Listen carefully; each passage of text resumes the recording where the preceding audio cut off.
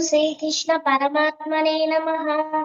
भगवद्गीता भक्तियोगः द्वादशाध्यायः। श्री अर्जुन उवाच एवं सततयुक्ताये भक्तास्त्वं पर्युपासते ये चाप्यक्षरमव्यक्तं तेषां के योगवित्तमः। श्रीभगवानुवाच मय्यावेश्य मनो ये मां नित्ययुक्त उपासते श्रद्धया परयोपेता ते मे युक्ततमा मताः। ये त्वक्षरमनिर्देश्यम् अव्यक्तं पर्युपासते सर्वत्र गमचिन्त्यं च कूटस्थमचलं ध्रुवम् सन्नियम्येन्द्रियग्रामं सर्वत्र समबुद्धयः ये प्राप्नुवन्ति मामेव सर्वभूतहिते रताः। क्लेशोऽधिकतरस्तेषाम् अव्यक्तासक्तचेतसाम् अव्यक्ता हि गतिर्दुःखम् देहवद्भिर्नवाप्यते। ओम श्री परमात्मने नमः। श्रीमद्भगवद्गीता अतः द्वादशोऽध्यायः।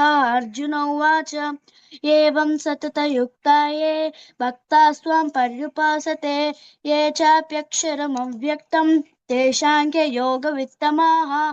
श्रीभगवानुवाच मय्यावेश्य मनो ये मां नित्ययुक्ता उपासते श्रद्धया परयोपेतास् ते मे युक्ततमा मताः।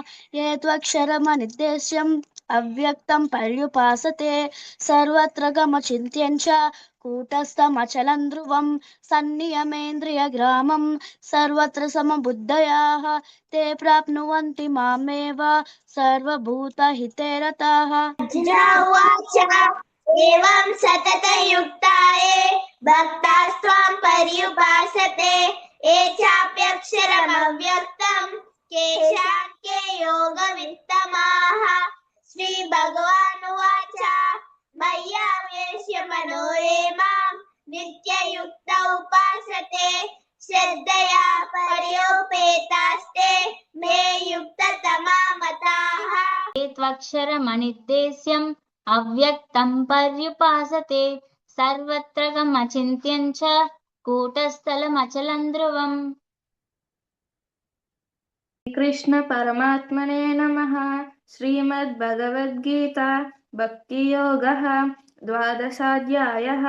अर्जुन उवाच एवं सततयुक्ता ये भक्तास्त्वां पर्युपासते ये चाप्यक्षरमव्यक्तं तेषां के योगवित्तमा। श्रीभगवानुवाच मय्यावेश्य मनो ये मां नित्ययुक्त उपासते श्रद्धया परयोपेतास्ते मे युक्ततमा मता। ये त्वक्षरमनिर्देश्यम् अव्यक्तं पर्युपासते सर्वत्र गमचिन्त्यं च कूटस्थमचलं ध्रुवं सन्नियम्येन्द्रियग्रामं सर्वत्र समबुद्धया ते प्राप्नुवन्ति मामेव सर्वभूतहिते रताः। क्लेशोऽधिकतरस्तेषा अव्यक्तासक्तचेतसाम् अव्यक्ता हि गतिर्दुःखं देहवद्भिरवप्यते। ये तु सर्वाणि कर्माणि मयि सन्न्यस्य मत्पराः अनन्येनैव योगेन मां ध्यायन्त उपासते ते मय्यावेश्य मनो ये मां नित्ययुक्ता उपासते श्रद्धया परयोपेताः ते मे युक्ततमा मताः।